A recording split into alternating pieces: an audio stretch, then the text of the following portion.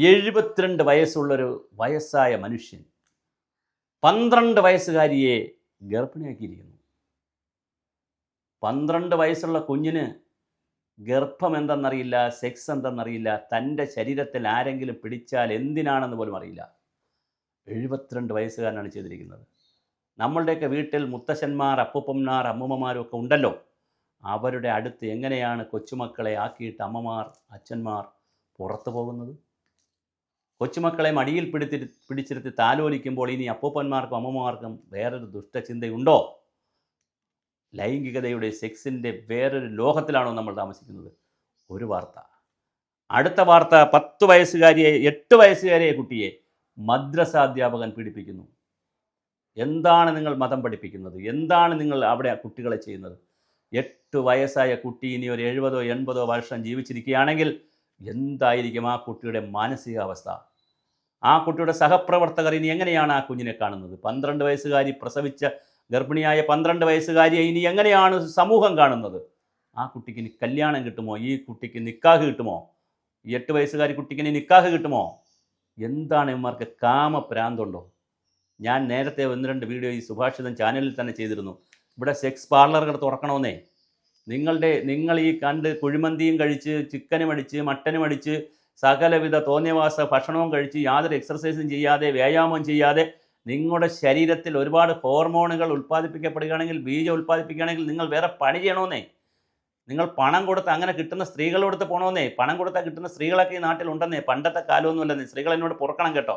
നിങ്ങളിനി case കൊടുത്ത് കളയരുത്. അങ്ങനെ കിട്ടുന്നൊരു കാലത്താണ് നമ്മൾ താമസിക്കുന്നത്.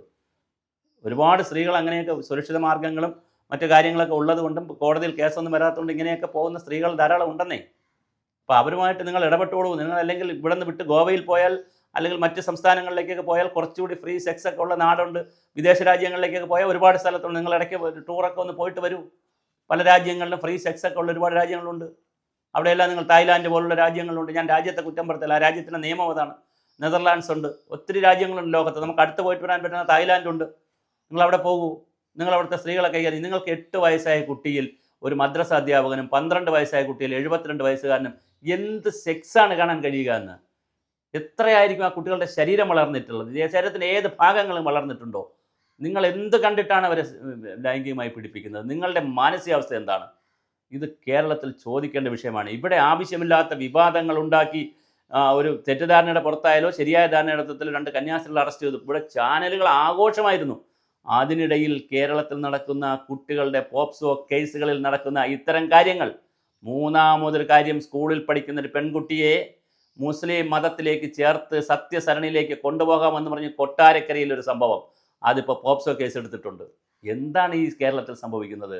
നമ്മുടെ ഈ കുഞ്ഞു കേരളത്തിൽ സംഭവിക്കുന്നത് ഇത്തരത്തിലുള്ള വളരെ വളരെ വളരെ വേദനയുണ്ടാക്കുന്ന സംഭവങ്ങളല്ലേ. 72 വയസ്സുകാരൻ, 12 വയസ്സുകാരൻ എന്ന് പറഞ്ഞാൽ 60 വയസ്സ് പ്രായമുള്ള, 6 ഇരട്ടി പ്രായമുള്ള ഒരാൾ ഈ കുട്ടിയെ എങ്ങനെയാണ് നരാധമനെന്നോ ഇദ്ദേഹം ഒന്നും പറയില്ല, എന്ത് പേരാ വിളിക്കുക? ആ സെക്കൻഡിൽ ഞാൻ പറയുന്നത് ഇദ്ദേഹത്തെയൊക്കെ ഈ പോപ്സോ കേസൊന്നും എടുത്താൽ പോരാ. നമ്മുടെ വിദേശ രാജ്യങ്ങളിലൊക്കെ ചെയ്യുന്ന പോലെ പരസ്യമായി വെടിവെച്ച് കൊല്ലണം, അല്ലെങ്കിൽ പരസ്യമായി തലയർത്ത് കൊല്ലണം. ഇങ്ങനെ പറയാവുമെന്ന് എനിക്കറിയില്ല. കാരണം ഇന്ത്യൻ നീതിന്യായ വ്യവസ്ഥയും ക്രിമിനൽ പ്രൊസീജിയർ കോഡും ഭരണഘടനയൊക്കെയുള്ള രാജ്യത്ത് ഒരു ചാനലിലൂടെ ഇങ്ങനെ പറയാവുമെന്ന് എനിക്കറിയില്ല. അങ്ങനെ പറഞ്ഞ് തെറ്റാണെങ്കിൽ എല്ലാവരും എന്നോട് പൊറുക്കണം. വളരെ കഷ്ടമാണ്. അത്രമാത്രം വികാരമുള്ളത് കൊണ്ടാണ് പറയുന്നത്. വളരെ വളരെ മോശമാണ് നമ്മുടെ കുട്ടികളുടെ അവസ്ഥ. അതുകൊണ്ട് തന്നെ കുട്ടികളുടെ പോപ്സോ കേസുകളും ലൈംഗിക അതിക്രമങ്ങളും ഏറ്റവും കൂടുതലുള്ളത് കേരളത്തിലാണെന്നുള്ളത് ഇവിടുത്തെ വനിതാ ശിശുക്ഷേമ മന്ത്രി വീണ ജോർജ് ഒരു വനിത എന്നുള്ള മന്ത്രി എന്നുള്ളത് നിങ്ങളത് അറിഞ്ഞിരിക്കണം. നിങ്ങൾ ഇവിടുത്തെ അങ്കണവാടികളെയും ബാലവാടികളെയും അടക്കമുള്ള സംവിധാനങ്ങളെയൊക്കെ പുനരാവിഷ്കരിക്കണം. നിങ്ങൾ ഇവിടുത്തെ ICDS സംവിധാനത്തെ ഉടച്ചു വാർക്കണം. അതുപോലെ കർശനമായ നിയമവും ഉണ്ടാകണം. ഒരു വശത്ത് നിയമമുണ്ടാകണം, ബോധവൽക്കരണം നടക്കണം, സെക്സ് എഡ്യൂക്കേഷൻ നടക്കണം. കുഞ്ഞുങ്ങൾക്ക് ബാഡ് ടച്ചിനെ കുറിച്ചും ഗുഡ് ടച്ചിനെ കുറിച്ചും, കുഞ്ഞുങ്ങളെ ആവശ്യമില്ലാതെ വിളിക്കുന്നതിനെ കുറിച്ചും, കുഞ്ഞുങ്ങൾക്ക് ചെറിയ പ്രായത്തിൽ മുട്ടായി വാങ്ങിക്കൊടുക്കുന്നതും അപരിചിതർ വാങ്ങിക്കൊടുക്കുന്നതും, പ്രായപൂർത്തിയായവർ ഏതെങ്കിലും തരത്തിലൊക്കെ കുട്ടികളെ വശീകരിക്കുകയാണെങ്കിൽ അവർക്കത് മനസ്സിലാക്കിച്ചു കൊടുക്കുന്ന പുതിയൊരു വിദ്യാഭ്യാസ രീതി തന്നെ നമുക്ക് ഉണ്ടാക്കേണ്ടിയിരിക്കുന്നു. നമുക്ക് ചെറിയ കുട്ടികളിൽ നിന്ന് തുടങ്ങാം. അവരോട് പറഞ്ഞു കൊടുക്കാം. ഈ നരാധമന്മാരായ ആളുകളുമുണ്ട്.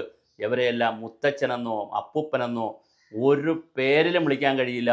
അതൊരു കാമഭ്രാന്തന്മാരെന്നേ നമുക്ക് പറയാൻ കഴിയൂ. അത് മദ്രസ അധ്യാപകനായാലും കൊള്ളാം, പിന്നെ അതുപോലെ തന്നെ സത്യസരണിയിലേക്ക് ആൾ കൊണ്ടുപോകാൻ പിടിച്ച പയ്യനായാലും കൊള്ളാം, അതുപോലെ ഈ 72 വയസ്സുകാരനായ ഈ വയസ്സായ ഈ മനുഷ്യനായാലും കൊള്ളാം. എന്തൊരു ഗതികെട്ട നാടാണിത്.